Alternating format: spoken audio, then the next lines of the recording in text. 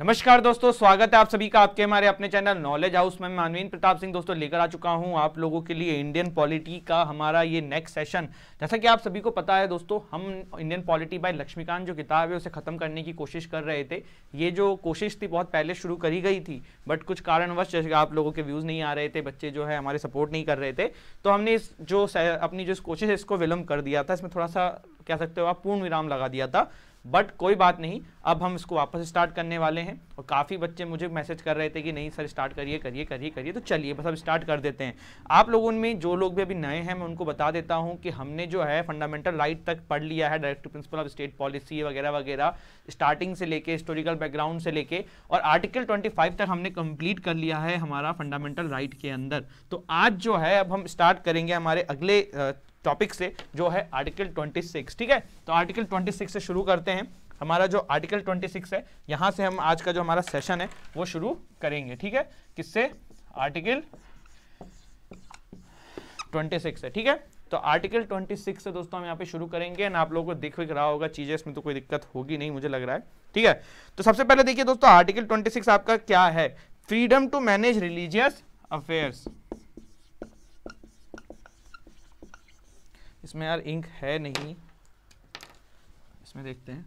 Freedom to manage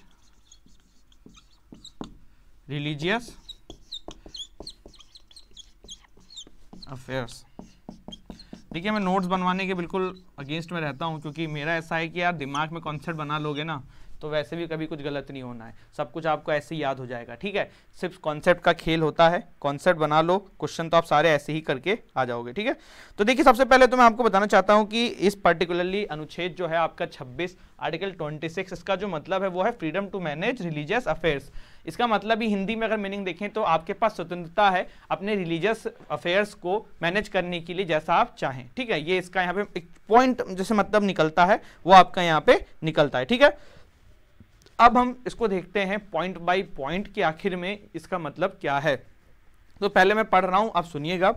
right to establish and maintain institution for religious and charitable purpose. ठीक है, तो यहां पे पहला आपको इसके अंदर जो अधिकार मिलता है वो ये मिलता है कि आप भाई आपके पास राइट है कि आप चैरिटेबल इंस्टीट्यूशंस को as well as religious charitable purpose के लिए आप इंस्टीट्यूशंस को बना सकते हो, आपको कोई मना नहीं कर सकता। जैसे कि मेरा आज मन आया मुझे एक मंदिर यहाँ पे बनाना है तो मैं बना सकता हूँ, मुझे कोई नहीं रोक सकता। आज अगर मेरा मन आया और मेरा ऐसा है कि चलिए यहाँ पे एक मस्जिद बनाई जाए तो मैं बना सकता हूँ, कोई मुझे रोक नहीं सकता। ठीक है, तो ये यहाँ पे इसका जो पहला पॉइंट आपको मिलता है। इसके बाद दोस्तों दूसरा जो पॉइंट है, right to manage its own affairs matter of religion. ठीक है, मान लिया आपने मंदिर बना लिया, दूसरा आपका जो राइट है दोस्तों कि आपके पास ये राइट है कि आप उस चीज को जो आपने बनाई है उसको खुद मैनेज कर सकते हो। जैसे कि मैंने एक मंदिर बनाया है, ठीक है, तो कल को कोई गवर्नमेंट आके मुझसे नहीं कह सकती कि तुम इस मंदिर को ऐसा चलाओ। मंदिर मैंने बनाया है, हमने बनाया है, एक ग्रुप ने बनाया होगा, तो वो उसके पास ये राइट है, वो उस मंदिर को अपने हिसाब से चला सकता है। You have the right to manage your own affairs, अगर आप रिलीजन की यहाँ पे बात करें। ठीक है, इसके बाद देखते हैं दोस्तों अगला जो पॉइंट है, right to own and acquire movable and immovable property. जो तीसरा यहाँ पे आपका पॉइंट कहता है वो कहता है मूवेबल एंड इमूवेबल। ठीक है, अब आपके पास देखिए ये दोनों राइट तो हो गए, लेकिन आपके पास एक राइट ये भी है कि आप रिलीजियस पर्पस के लिए, यहां पे एक बात ध्यान रखिएगा, रिलीजियस पर्पस की बात हो रही है, आप रिलीजियस पर्पस के लिए movable as well as immovable property दोनों को एक्वायर कर सकते हैं। मूवेबल का मतलब जैसे कि आपके पास एक आपकी कह सकते हो मंदिर है, ठीक है, मंदिर में सामान लाने के लिए आपको एक गाड़ी चाहिए तो आप एक्वायर कर सकते हो।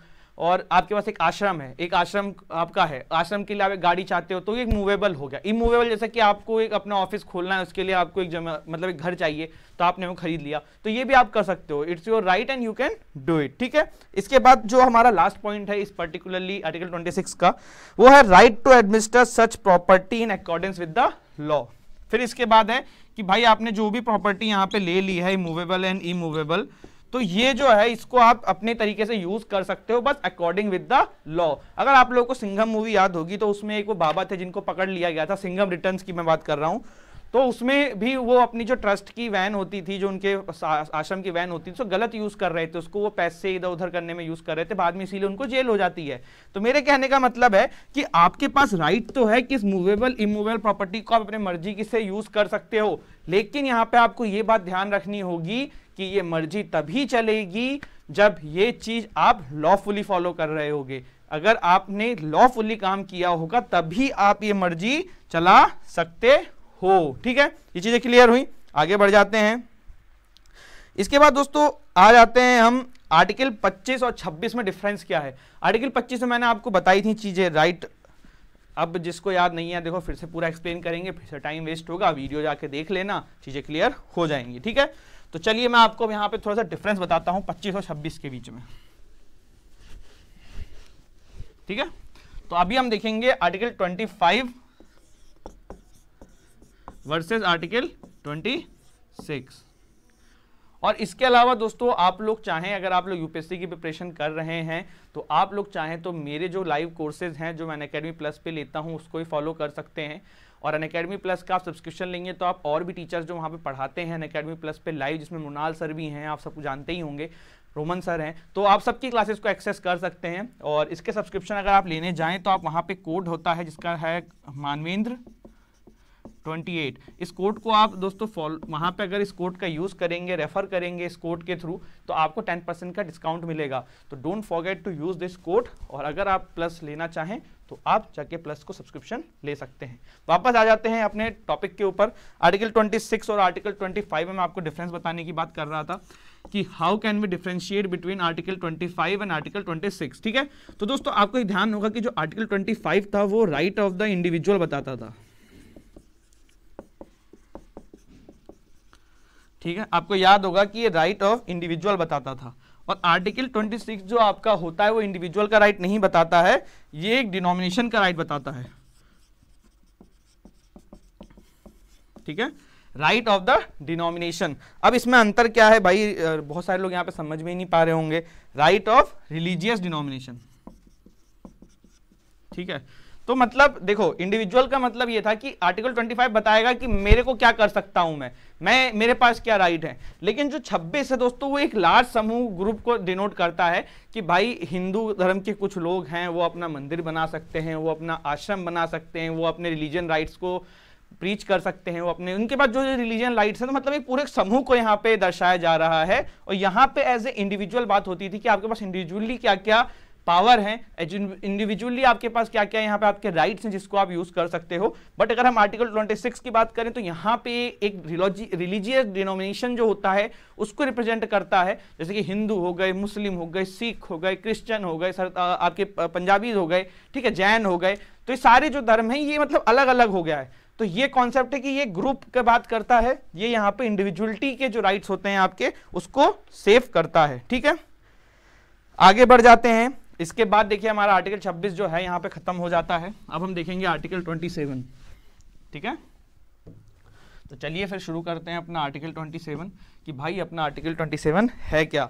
तो no person shall be compelled to pay taxes for promotion और maintenance of any particular religion और रिलीजियस डिनोमिनेशन। ठीक है, तो सीधा सिंपल मैं बात बताऊं तो नो टैक्स। आपको देखो ये बात पता होगा, अगर आपने ओ माई गॉड मूवी देखी होगी तो उसमें जब वो कोर्ट में आपके क्या नाम है उनका, परेश रावल जी, जब जो साधु होते हैं उनको लेके आते हैं तो ये बोलते हैं कि यार इनको तो टैक्स भी नहीं देना पड़ता है। तो आपको मैं बता दूं दोस्तों कि रिलीजियस जितने भी प्रॉपर्टीज़ हैं जो मंदिर के आपके देख रखाव करते होंगे या फिर जो और भी इस टाइप के और बहुत सारे रिलीजियस जो भी आपके चीज़ें होती हैं, जगहें होती हैं, तो उन सबसे टैक्स नहीं लिया जाता, उनको टैक्स नहीं देना होता है। तो ये यहाँ पे आर्टिकल 26 उनके अंदर है कि no person shall be compelled, किसी भी इंसान को यहाँ पे जबरदस्ती नहीं करी जाएगी टू पे टैक्सेस, टैक्स पे करने के लिए, फॉर प्रमोशन और maintenance of any particular religious और रिलीजियस डिनोमिनेशन, कि भाई कोई उसका रखरखाव कर रहा है, कोई उसको देख रहा है, उस पर कोई चीज़ें ला रहा है, कोई चीज़ें खरीद रहा है, उसके लिए कुछ भी कर रहा है तो उस पर टैक्सेस पे नहीं करना है, टैक्स उसको नहीं भरना पड़ेगा। तो ये आपका आर्टिकल 27 कहता है। ठीक है, अब एक चीज ध्यान रखना, ये जो आर्टिकल 27 है ये सिर्फ टैक्स को मना करता है, ऐसा नहीं है कि आप फी भी पे ना करो, फी पे करने को ये मना नहीं करता है। टैक्स और फी में अंतर आपको पता है ना, जैसे ये जो प्रोविजन है ये सिर्फ टैक्सेस को प्रोहिबिट करता है और ये फी को प्रोहिबिट नहीं करता है, फी आपको पे करनी पड़ेगी, ठीक है। जैसे कहीं कुछ करने की फी होगी तो वो नहीं कि आप फी को कैंसिल कर दो कि फी नहीं देनी पड़ेगी, बस आपको वहां पर टैक्स नहीं पे करना है, ठीक है। एग्जाम्पल दूं इसका भी, तो आप देखिए साउथ में कहीं कहीं टेम्पल में जाओगे ना, आपको देखना कि जो नारियल होता है उसको फोड़ने के पैसे देने पड़ते हैं, ठीक है।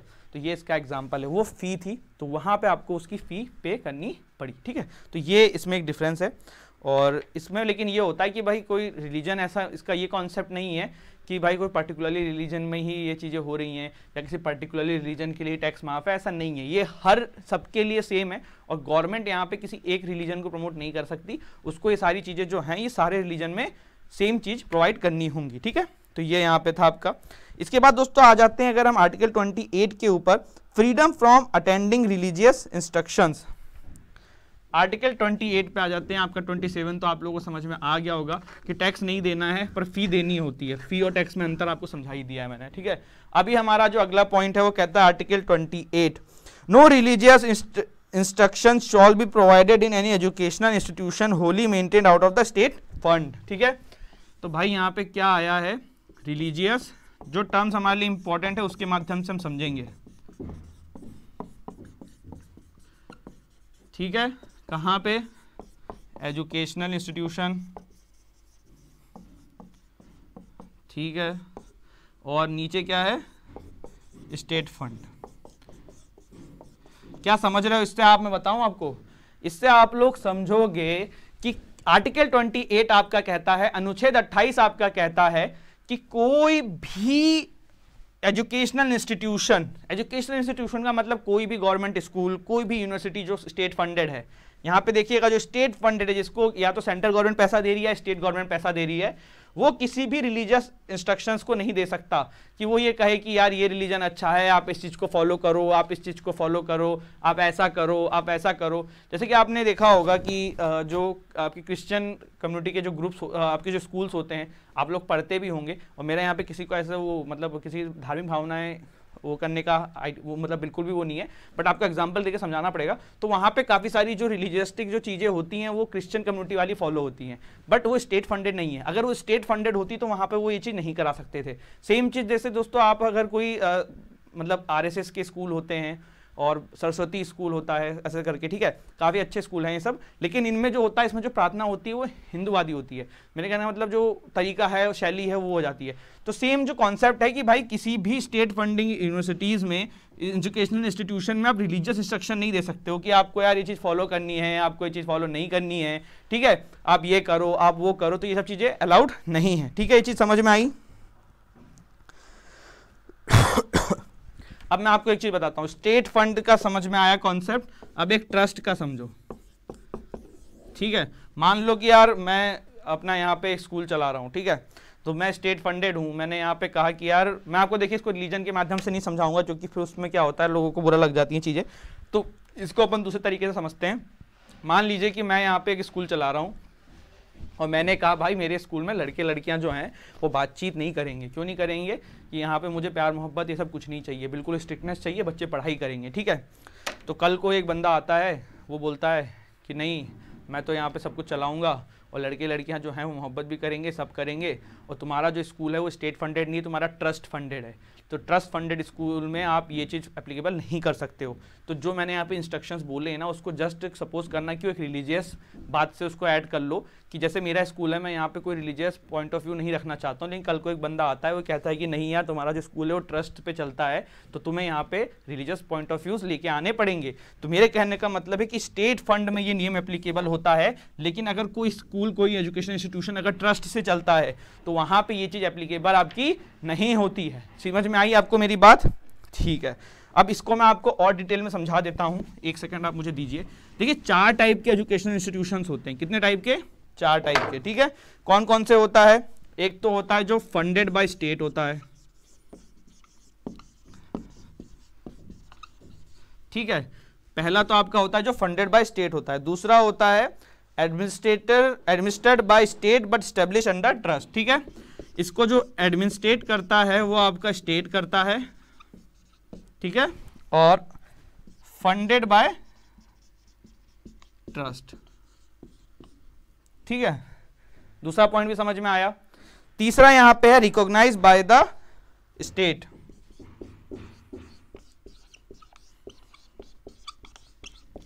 रिकॉग्नाइज बाय स्टेट, यार इंक हो गई है खत्म। ठीक है, तीसरा यहां पे है रिकॉग्नाइज बाय स्टेट, और चौथा है receiving aid from the state.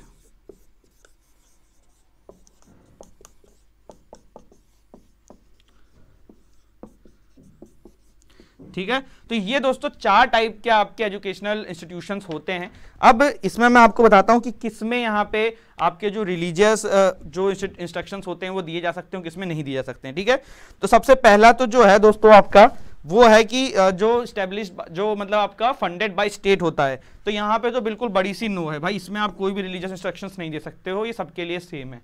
दूसरा है कि एडमिनिस्ट्रेटेड बाय स्टेट बट आपका जो फॉर्म्ड अंडर द ट्रस्ट। ठीक है, बाकी जो फंड हो रहा है वो ट्रस्ट से आपका हो रहा है। तो ये क्या हुआ, इसमें दोस्तों आप सेमी टाइप का है, इसमें आप कर सकते हो, कोई दिक्कत नहीं है, क्योंकि इसमें भाई जो पूरा रोल है वो आपका किसका है, ट्रस्ट का है। तो यहां पे आप ये चीजें कर सकते हो। फिर रिकॉग्नाइज बाय द स्टेट, तो यहां पे आप थोड़ा बहुत कर सकते हो, थोड़ा बहुत नहीं कर सकते हो, और इसमें भी थोड़ा बहुत कर सकते हो, थोड़ा बहुत नहीं कर सकते हो। ठीक है, पार्शियली है, फुली नहीं है। तो ये था दोस्तों आपका आर्टिकल 28, और आई थिंक आपको 26, 27, 28 जो है वो क्लियर हो गया होगा आपके दिमाग में। अगर किसी को कोई भी डाउट रहे तो कमेंट सेक्शन में कमेंट करना, एक एक डाउट का मैं आपको यहाँ पे सॉल्यूशन बताऊंगा, जरूर आपको एक्सप्लेन करने की कोशिश करूंगा, और नेक्स्ट सेशन में भी जो आपके कमेंट्स होंगे उसको मैं लेके उसको एक्सप्लेन कर दूंगा। ठीक है, तो don't worry, and I hope आपको सेशन जो है अच्छा लगा होगा। अगर अच्छा लगा हो तो लाइक करना मत भूलना, शेयर करना मत भूलना, चैनल पर नए हो तो चैनल को सब्सक्राइब करना मत भूलना। हंसते रहना, मुस्कुराते रहना, महिलाओं का सम्मान करना, प्लास्टिक का कम से कम यूज़ करना, और जीवन में ऐसे आगे बढ़ते रहना। जय हिंद, जय भारत।